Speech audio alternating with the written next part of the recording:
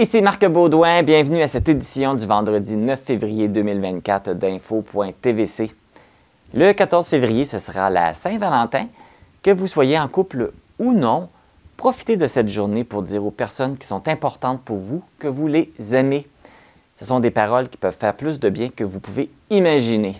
C'est un geste gratuit et qui vous demande seulement quelques instants de votre temps. Alors, répandez l'amour! Débutons sans plus tarder avec les actualités matapédiennes. Voici vos actualités matapédiennes du 9 février 2024. Le 2 février dernier, le Centre de services scolaires des Monts-et-Marais a informé les parents que le personnel des écoles ne laissera plus jouer les élèves dans certains modules de jeu situés dans les cours d'école de ces établissements. Le centre de service s'est défendu en mentionnant que cette décision fait suite à une plainte reçue après qu'un incident soit survenu l'année dernière dans un module de jeu. Cette même plainte a par la suite été redirigée au protecteur national de l'élève. Ce dernier recommande, dans un rapport, la fermeture des glissoires, balançoires et barres suspendues durant tout l'hiver. La nouvelle a fait couler beaucoup d'encre et plusieurs parents ont réagi contre cette décision, dont on peut lire les commentaires sous la publication Facebook du Centre de services scolaires des Monts-et-Marais. Il y a même une pétition qui a été lancée pour demander au Centre de services scolaires de revenir sur sa décision.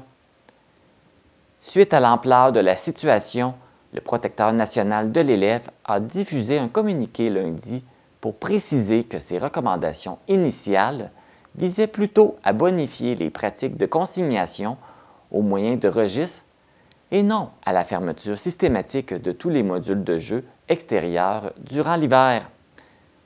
Étant donné la divergence entre ce qui a été compris du rapport et les consignes qui ont été données, le Centre de services scolaires des Monts-et-Marais et le protecteur national de l'élève se rencontreront à nouveau le 13 février afin d'éclaircir cette histoire. Mais d'ici cette date, les jeux resteront fermés. Dans le cadre d'une restructuration, Bell Canada abolit 4800 postes et se départit de 45 de ses 103 stations de radio au Canada. Ces coupures touchent 3 stations de radio de la région, dont CFVM-FM Rouge à Amqui. C'est l'entreprise de radiodiffusion Arsenal Media qui deviendra le nouveau propriétaire et son intention est de rouvrir le micro de la station d'Amqui. Rappelons qu'il n'y a plus d'émissions produites dans les locaux de Rouge depuis l'automne. Ces transactions devront être approuvées par le Conseil de la radiodiffusion et des télécommunications canadiennes.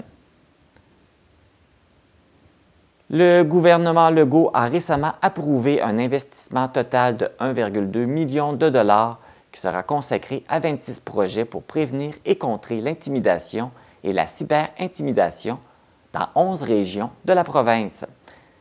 De cet investissement, c'est un montant de 147 450 $ qui servira à la mise sur pied de 2 projets au Bas-Saint-Laurent. Dans la vallée de la Matapédia, le centre Éclosion de Cozaspcal obtiendra un montant de 72 450 $ sur 18 mois pour contrer l'intimidation. La semaine dernière, le gouvernement du Québec a annoncé une augmentation du salaire minimum. Ainsi, il passera de 15,25 $ à 15,75 $ dès le 1er mai. Quant au taux horaire des employés à pourboire, il passera de 12,20 $ à 12,60 $ de l'heure. Québec a pris cette décision en raison de l'incertitude économique qui touche notamment le commerce de détail et la restauration.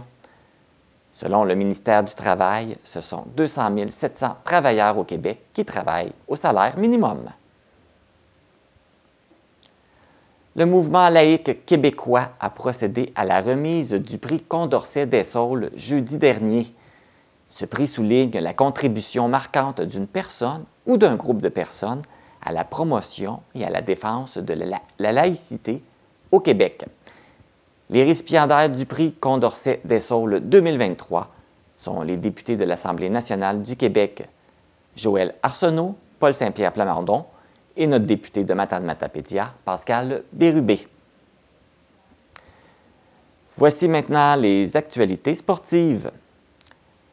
Le 50e tournoi provincial de hockey mineur BMO Gestion privée de Rimouski s'est déroulé du 1er au 4 février dernier. 6 des 9 équipes championnes sont de la région du Bas-Saint-Laurent et parmi celles-ci, on retrouve des Matapédiens. Tout d'abord, l'équipe de hockey féminine dans la catégorie M18 2A, les Cyclones du Bas-Saint-Laurent, a été couronnée équipe championne dans sa catégorie. Les Cyclones ont remporté la finale 4-0 contre les Citadelles d'Halifax. Rappelons que Lily-Pierre Fournier de Saint-Tarcisius et Audrey-Anne Lavigne d'Amqui font partie de l'équipe.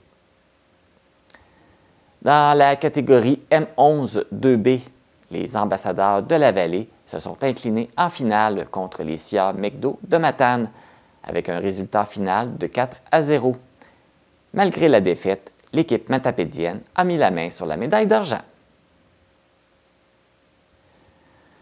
On connaît maintenant l'identité des athlètes matapédiens qui participeront à la 58e finale des Jeux du Québec qui se déroulera à Sherbrooke du 1er au 9 mars prochain.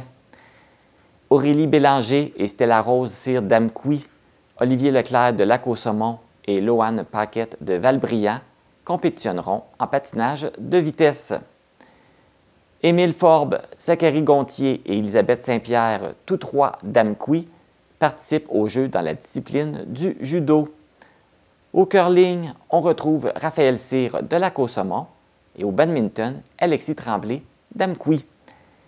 Marie-Pierre Lévesque d'Amqui œuvra en tant que bénévole dans le cadre de cette finale des Jeux du Québec. Rappelons que cette compétition sportive accueille plus de 3000 jeunes athlètes de 12 à 17 ans provenant des 19 régions du Québec. C'est ce qui complète les actualités matapédiennes.